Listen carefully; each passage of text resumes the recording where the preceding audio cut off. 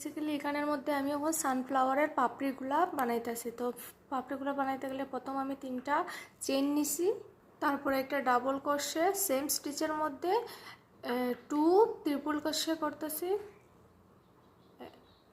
2 triple crochet. তারপরে এখানে আমি 3টা চেইন করে নেব।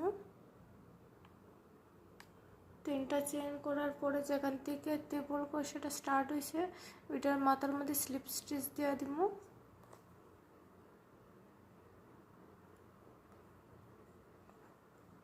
তারপরে নেক্সট যে স্টিচে আছে ওইটার মধ্যে triple crochet, 2 triple crochet, 1 double crochet,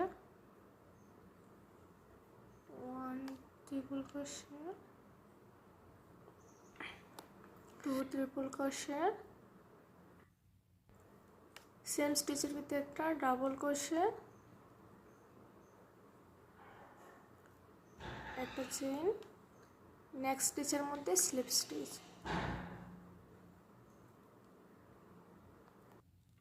তো দেখতে পাচ্ছ প্রত্যেকটা পাপড়ি খুবই সুন্দর দেখতে লাগছে। অফলাইনে বাকিটা আমি সম্পূর্ণ শেষ করে আবার আসছি।